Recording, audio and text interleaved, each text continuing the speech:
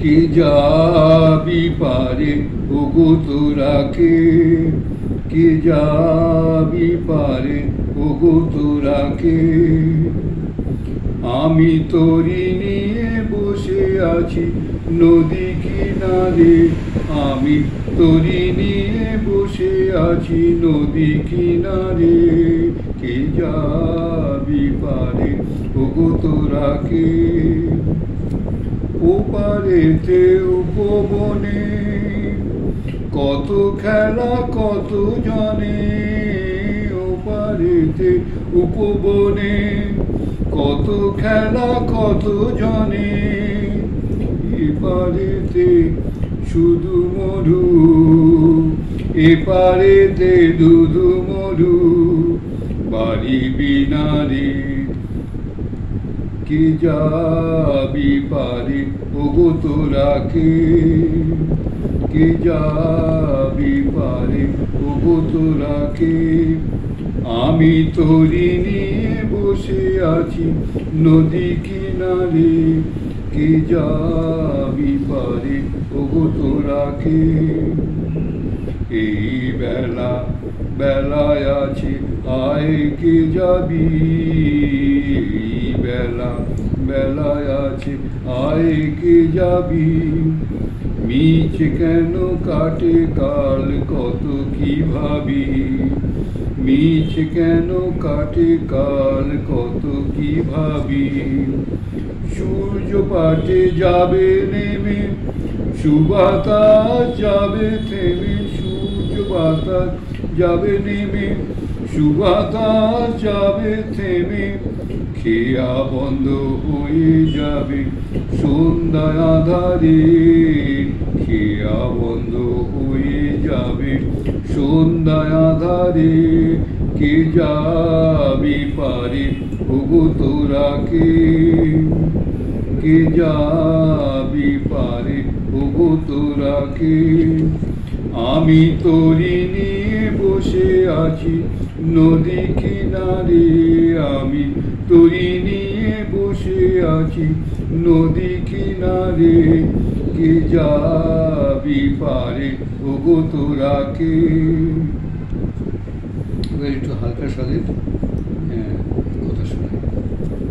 কলকাতার নৈনিকান্ত সরকার 1968 সালের কথা। কলকাতার একজন বন্ধু প্রায় বলেন তাদের ক্লাবে গাইবার জন্য। আমার যাওয়া হয়ে ওঠে না। একদিন সন্ধ্যায় হৃদয়ে বেড়াচ্ছি, এমন সময় বন্ধুবরের সঙ্গে সাক্ষাৎ। তিনি একেবারে ধরে বসলেন, আর যেতেই হবে, কিছুতেই ছাড়বেন না তিনি।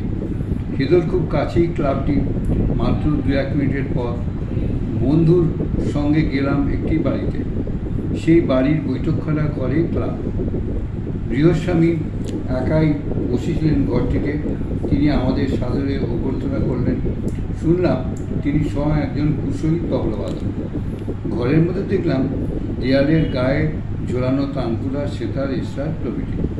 মেঝের এক কোণে কয়েকটি তবলা পায়া। আমাদের একটু আলাপ পরিচয় হচ্ছে, এমন সময় আরও 4 জন সদস্য এসে প্রবেশ করলেন কক্ষটিতে। গান আমার শুনে তারাও খুব খুশি হলেন। সকলেই আগ্রহ আতিশয্যে কাল বিলম্ব করা চলল না। গৃহস্বামী তবলা বাঁধতে বসলেন। ঘরের যন্ত্রপাতি দেখে আর ভদ্রলোকের কথাবার্তা শুনে মনে হলো এখানে নিতান্ত লোকসঙ্গীত চলবে না। এই ভেবে রবীন্দ্রনাথের জীবনে আমার যত আনন্দ পেয়েছি দিবস রাত গানটি গাইলাম। ব্রাহ্মসঙ্গীত, ভাবের গান, ভক্তির গান, চক্ষুটি মুদ্রিত করে তন্ময় হয়ে গাইছি। গানের অবস্থাটি শেষ করে ছয়মাত্র অন্তরাতে পৌঁছেছি। অকস্মাৎ কর্ণ করে প্রবেশ করল twin clubs, twin hearts, no ট্রাম্পসের মধুর ধ্বনি। চক্ষু নির্মল করে প্রাণ জুড়িয়ে গেল। সবেদন 5টি শ্রোতার মধ্যে 4 জন তাস নিয়ে দিয়ে বসে গেছে। 5 জন শ্রোতার মধ্যে 4 জন পেছন ঘুরে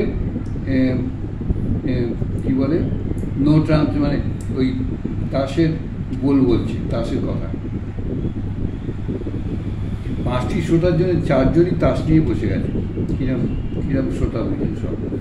অন্য কোনো দিকে দিকপাত নেই, একাগ্রচিত হয়ে তারা তাস নিয়ে নিমগ্ন। আমি কোনো ক্রমে গানটি শেষ করলাম। গান শেষ হওয়ার সঙ্গে সঙ্গে আর এক ব্যক্তি হাঁপাতামাতে এসে আবার আসনের মাঝখানটিতে বসে পড়লেন। গৃহস্বামী তাকে জিজ্ঞাসা করলেন, কী খবর? দাঁড়াও আগে শুনি বলে ভদ্রলোক আমার দিকে চেয়ে বললেন, বাড়ি থেকে আপনার আওয়াজ শুনে ছুটে আসছি মশাই। শুনলাম তো একটা ঠাকুরের গান, আজ মনটা বড় খারাপ হয়ে আছে, যদি একটু শান্তি পাই। সম্প্রতি আমারও যে মনটা বড় খারাপ হয়ে পড়েছে, আর আমিও শান্তির প্রত্যাশী, সেটা গোপন করে তাকে বললাম, আমার শরীরটা আজ ভালো নেই। পথ থেকে বন্ধুটি ধরে আনলেন, তাই আসতে হলো, আর একদিন এসে শোনান। তা হয় না মশাই, অন্তত একটা গান তো শোনান। আচ্ছা, আপনি ওই কীর্তনটি জানেন? অশ্বিনী দত্তের তুমি মধু তুমি মধু, বড় ভালো গান। আমার আর গাইবার আদৌ ইচ্ছে ছিল না। তাস খেলোয়াড়েরা অনন্য মনে হয় পরম উৎসাহ করে ব্রিজের উপর, ব্রিজ মানে তাস খেলা এক ধরনের তাস খেলা, ব্রিজ, তার উপর দিয়ে চলেছেন তখনও। কিন্তু এই ভদ্রলোকটির আকুল আগ্রহ দেখে মনে করলাম তার ফরমাসি কীর্তনটি গেয়েই উঠে। অতপর আমি গানটি গাইবার উদ্যোগ করছি, গৃহস্বামী তবলার উপর কিঞ্চিৎ করস্পর্শ করেছেন। এমন সময় অবসর ভদ্রলোকটি আমাকে বললেন, অনুগ্রহ করে একটু অপেক্ষা করুন 1 মিনিট বলে তিনি আমার দিকে পিছন ফিরে গৃহস্বামীর দিকে ফিরে বসলেন। গৃহস্বামী তখন ডানাতখানি তবলার উপর দিকে বেশ বাগিয়ে বসেছেন সঙ্গত করার জন্য। ভদ্রলোকটি তার হাতখানি ধরে কাঁদো কাঁদো সে বলতে লাগলেন, সব মাটি করে দিলে ভাই, উকিলটা সব মাটি করে দিলে। সাক্ষীগুলোকে ভালো করে জেরাই করলো না। সকালবেলা বাড়ি বাড়ি গিয়ে অত করে শিখিয়ে পড়িয়ে এলাম, আর তার একটি কথাও বললো না সাক্ষীরা।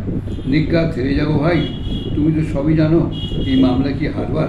শুনুন, এইসব শ্রোতা 90% শ্রোতা হচ্ছে এইসব কি ধর্মজগতে বলুন আর কি অন্য জগতে বলুন, মানে কেউ কারোর ধৈর্য নেই, সব ছটপট করে বেড়াচ্ছে। ঘরে বাইরে সংসারে সব জায়গায় দেখবেন কোনো জিনিসের ধৈর্য নেই এখন মানুষের, ছটপট করে বেড়াচ্ছে। সংসারের মধ্যে যে কথা বলে তার মধ্যে কোনো সততা নেই, কপটতা। ঠাকুরের গান শুনতে এসে সঙ্গে সঙ্গে 1 মিনিট দাঁড়িয়ে মামলার কথা শুরু করে দিল। এই হচ্ছে সব শ্রোতা। নিজ্ঞাত হয়ে যাবো, তুমি তো সবই জানো, এই মামলা কি হারবার? তার একটি মামলায় সেদিন কোন সাক্ষীকে কীভাবে জেরা করতে হবে এই সম্পর্কে উকিলকে যা শিখিয়েছেন তার একটা ফিরিস্তিতে আরম্ভ করলেন। অবশ্যম্ভাবী পরাজয়ের দুঃখে তার মন কিরূপ তোলপাড় করছে, সঙ্গে সঙ্গে তারও বর্ণনা চলতে লাগলো। প্রায় 15 মিনিট কাল শ্রুতিমধুর বিবরণ শোনবার পর আমি আস্তে আস্তে উঠে বাইরে চলে এলাম। আমার বহির্গমনের উদ্দেশ্য তারা কি ভাবলেন জানি না। আমি শটান করোনার স্ট্রিটে এসে ট্রামে উঠে পড়লাম। তখনও হয়তো তারা মামলার কথা পুরোদমেই চলছে। এই হচ্ছে শ্রোতা, বুঝলেন? এই হচ্ছে 90% শ্রোতা। মানে আমি তো বললাম, মানুষ ছাত্র ছাত্রী কারো দেখছি কোনো ধৈর্য নেই, ছটপট করে। ধৈর্য কী করে থাকবে? মন তো বিক্ষিপ্ত, নানা চিন্তায় বিক্ষিপ্ত, অশান্ত মনে কোনো কাজটাই সম্পূর্ণ হবে না। না অফিসের কাজ, না বাড়ির কাজ, না নিজের কাজ, না ক্লাবের কাজ, কোনো কাজ। সেই জন্যই আজকে ছন্নছাড়া অবস্থা পশ্চিমবঙ্গে। বুঝতে পারছেন? আপনাকে আমাদের ধর্মজগতের মহাপুরুষদের কথা, তারা সংসারে কীভাবে থাকতে হবে, কীভাবে সংসারে আচরণ করতে হবে, সব মহাপুরুষরা বলে গেছে। আপনারা যদি সেই সমস্ত একটুখানি ধরে বা পড়াশোনা করে বা নিত্য একটু যোগাযোগ না রেখে চলেন, তাহলে আপনাদের বুড়ো বাচ্চা সবার একই অবস্থা। আমিও দেখছি বর্তমানে প্রত্যেকের এক অবস্থা। কি বাজারওয়ালা, কে সংসারী, কি গ্রিক, কি স্টুডেন্ট, কি পাবলিক, সব এক অবস্থা, বিক্ষিপ্ত মনে ঘুরে বেড়াচ্ছে। আর কিছু ধান্দাবাজ বদমাস লোক আছে, নেতারা, তারা এই সুযোগগুলো নিচ্ছে। বিক্ষিপ্ত মনে তো আর কোনো রকম, তারা তো পশুর সমান। তাই যা বোঝাবে তাই, ওইদিকে যা বললো ওই দেখো ওখানে ওই হচ্ছে, ছুটলো প্যাঁপে করে। আবার আরেকজন বললো না রে ওদিকে এই হচ্ছে, তখন বাই ছুটলো। এই হচ্ছে জগতার অবস্থা। সেই জন্যই এই অবস্থা আমাদের দেশে, বর্তমান অবস্থা।